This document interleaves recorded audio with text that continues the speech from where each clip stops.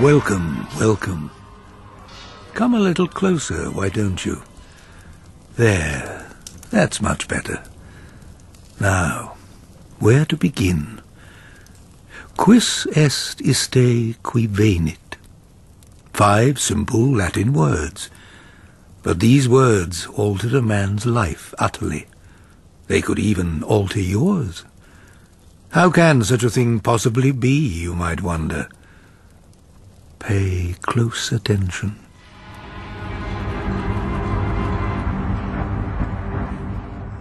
Have you any plans now full term is over, Parkins? I mean to go to the Norfolk coast, Burnstow, for a week or so to improve my golf. Golf? I can't imagine you playing golf, Parkins. There's a science to it, a cause and effect rigour that is most gratifying. I have a regular partner with whom I meet. Burnstow? Yes. Ask you a favour, if I may. There's an old site nearby, a mile or so, a ruin of a Templar preceptory. I wonder if you could take a look at the place. What I want to know is there enough of the site left to justify a dig? I lack expertise in your field, Rogers, but I'm sure I can write you an accurate description of what I find. I'd be in your debt. Enjoy the links.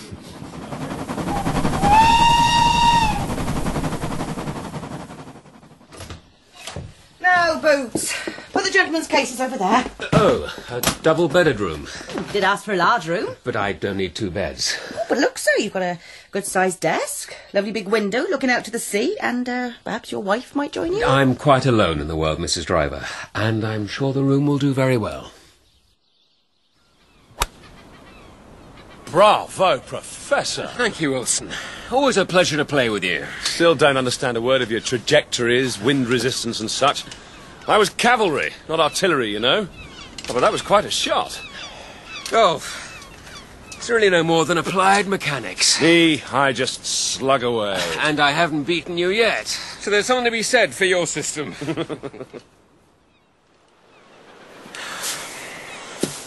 I could have sworn it fell here. You want to declare a lost ball? Not yet. Nearly turned my ankle. Now, what's this? Mounds of stone.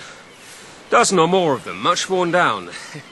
And walls. Well, the natives call them the sleeping stones. You can see a sort of a shape to it all if you look. So I can. Why, this is Roger's Templar preceptory. A colleague of mine at Cambridge asked me to look the place over. Would you mind if I made a few notes while we're here? Not at all. I shall light my pipe and bask in the fickle sun like a lizard. Well, I've heard of the Templars, but what's a preceptory? I think it's merely the technical term to describe their buildings. Flints, embedded in mortar. The mounds arranged in interlocking rectangles. The longest of which is around 25 feet. And this, a sort of platform of stone. I'd say it was an altar. Really? Yeah. Feel of the place. If this was a church, that's where your altar would be. Doesn't it strike you like that? I'm not a church-going man, but... Now, what's that? At the end of your altar, a patch of turf has been cut away. Who would do such a thing? There's an opening. Let me widen it with my knife. Small cavity, dropping at an angle into the ground. Should you put your arm in like that? You don't know... Are you all right?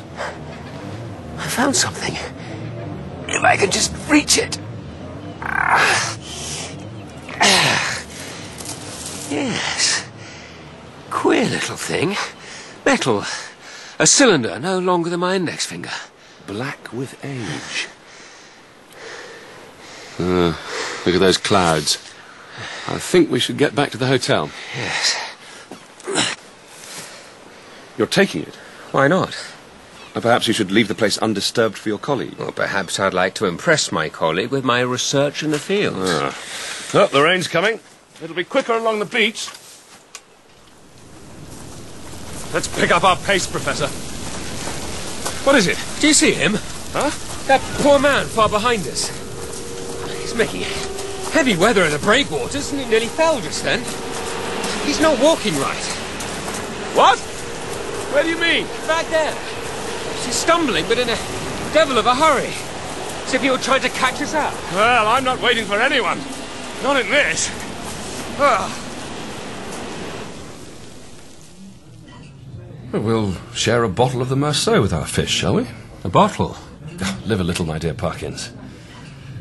Oh, I think I recognise it. Your little relic. Relic? Wait, it's in your hand. I didn't realise I'd taken it out of my pocket. Your hand has been straying to it all evening. After dinner, I'll show you. Brush the rust away. Now, use one of my pipe cleaners. Here, draw it through. You see? It's a whistle. You're right. And there are marks on it. No words. Bring over the candle. Here. Quis est iste qui venit. I've pretty much forgotten my Latin. I thought so too, but... Though, here's the thing, Wilson. I knew exactly, on looking at the words, what they mean. Who is this? Who is coming? Good Lord. Let me get my lips to it. Think I got the hang of it.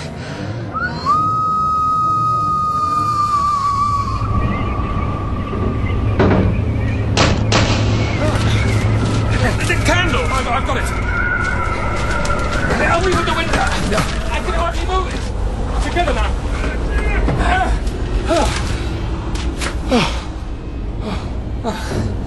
What a force the wind can get up to in minutes. Except... it wasn't exactly minutes, was it? The wind just seemed to explode in an instant, just after you blew... That's East Coast weather for you. Yes.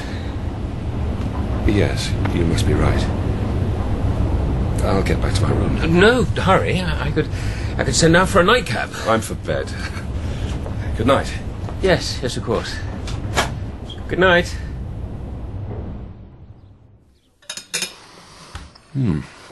Parkins, you've made a pretty poor attack on your breakfast. I blame the wine, which was no doubt responsible for my dream. I never dream. The part of the beach that we walked on yesterday, two men ran, vaulting over the breakwaters. The first man kept looking behind him, and ghastly this, I realised that the person behind was chasing him, moving at startling speed, but not moving as a regular man moves. How so? A sort of flickering quality, as he vaulted over each breakwater, and the man being chased, I couldn't see his face, he finally hid behind a breakwater, and the one chasing him, he slowed down. It was as if he couldn't see, came listening for him, or sniffing for him. Sniffing? Could you see that man's face? No. Oh, I would be very unwilling to look at that person at close quarters. More coffee, gentlemen? No, thank you. Let's get to the links. A few rounds will blow away those dreams. I shall fetch my coat. Professor Parkins, I meant to ask you, would you like another blanket on your bed? Yes, thank you. Does seem to have turned colder.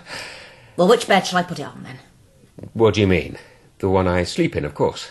But, well, you seem to have slept in both of them. I had to make them both up. But that's not possible. Oh, excuse me, but the sheets were all crumpled and thrown about as though someone had passed a very bad night.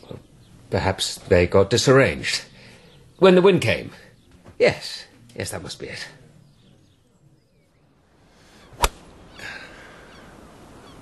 Good shot.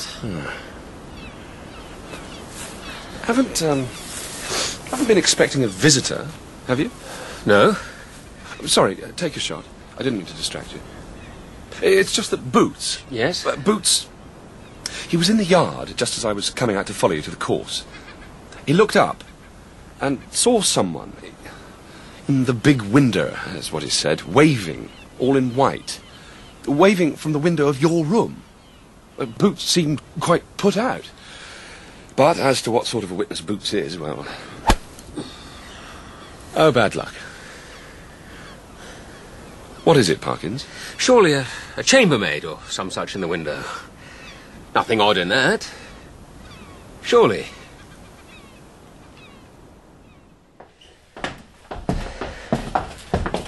Good night, Wilson. Good night.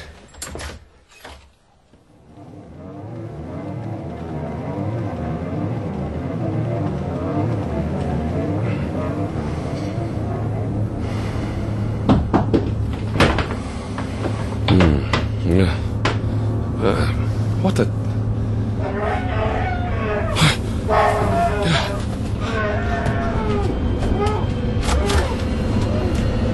Parkins!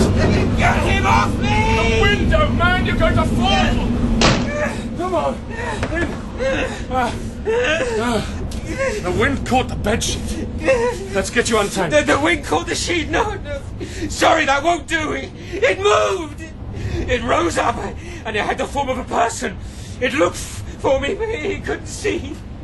Then I made a sound. I couldn't help myself, and then he found me. Wilson, he had a face, but not made of skin.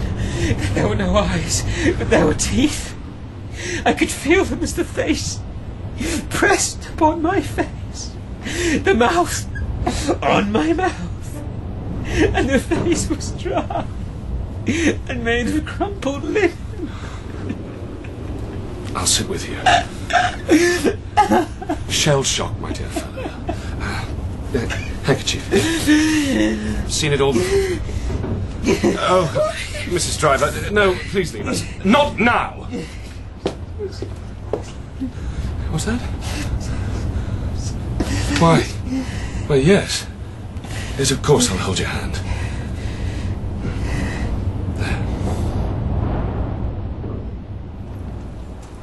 Thank you, Colonel Wilson, for coming in person. You've been very helpful about the events at Burnstow. Your letter alluded to... Ah, yes. The events here. Professor Parkins came to chapel for evensong, and he saw the white linen vestments of the chaplain hanging on the door. He made a whimpering sound and ran from the chapel. I found him at the end of the herbal gardens in extreme distress. Amongst the verbenas, as a matter of fact. Terrible. To be possessed by such an illness of the brain. It wasn't quite... when you visit him, pass on the kind wishes of the college. Of course. Your cab, Colonel. Many thanks for your time. Strange little relic Parkins pressed into my hand. A whistle, of all things. I shall study it with interest.